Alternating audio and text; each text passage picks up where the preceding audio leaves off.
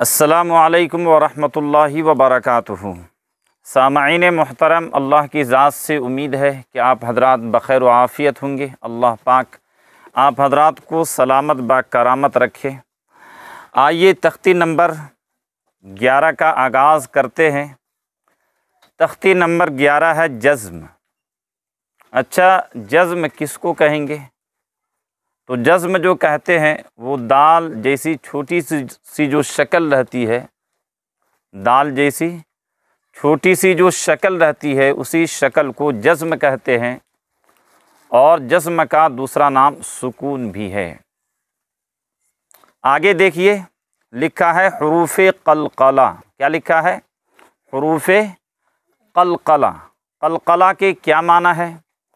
قلقلہ کے معنی ہے ہلانا۔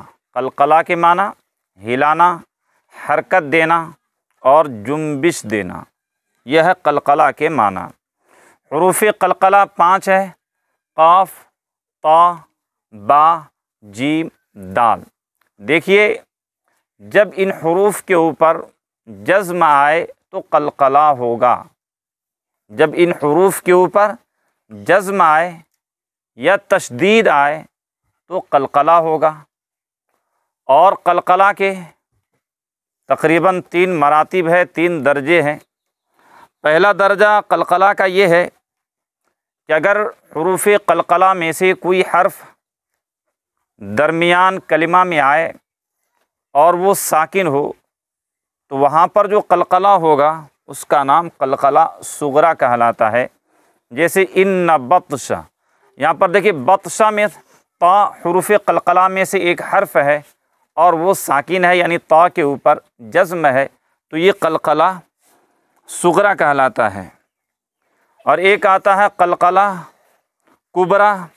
اگر حروف قلقلہ کلمے کے آخر میں آئے اور وقف کی وجہ سے وہ ساکن ہو تو وہاں پر جو قلقلہ ہوگا وہ قلقلہ کبریٰ کہلاتا ہے۔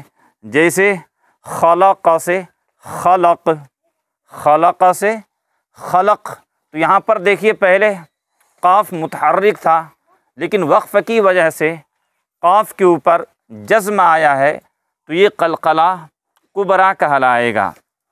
ایک قلقلہ اکبر ہوتا ہے اگر حروف قلقلہ پر تشدید ہو اور حالت وقف کی ہو۔ اگر حروف قلقلہ پر تشدید ہو اور حالت وقف کی ہو تو وہاں پر جو قلقلہ ہوگا وہ قلقلہ اکبر کہلاتا ہے۔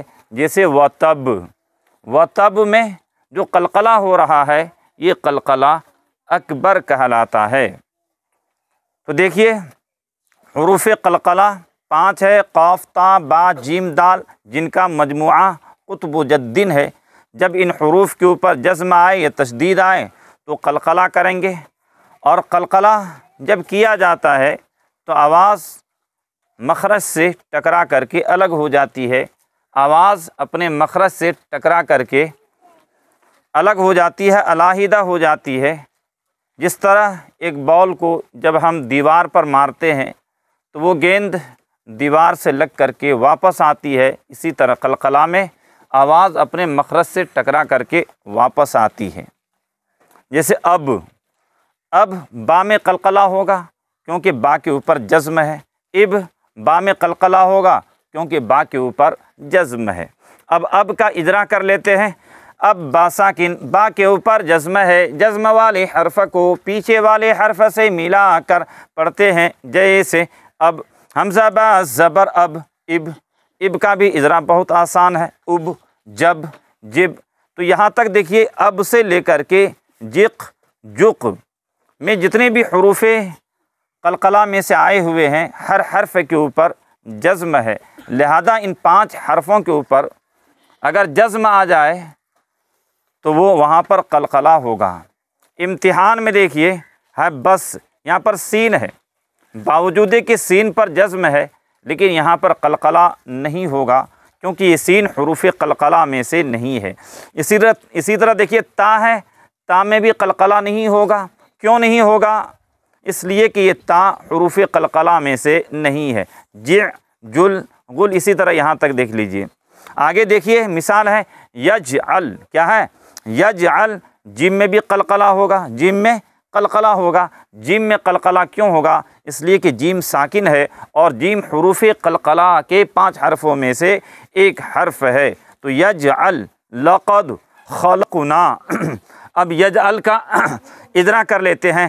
یج جیم ساکن، جیم کے اوپر جزم ہے، جزم والے حرف کو پیچھے والے حرف سے ملا کر پڑھتے ہیں، جیسے یج لام ساکن، لام کے اوپر جزم ہے، جزم والے حرف کو پیچھے والے حرف سے ملا کر پڑھتے ہیں، جیسے یج یا جیم زبر یج، یا جیم زبر یج، عین لام زبر یج لقد، لام زبر لہ، قاف دال زبر قد، لقد خلقنا، اطعمنا، نقعا، بروج، محیط، اہدنا۔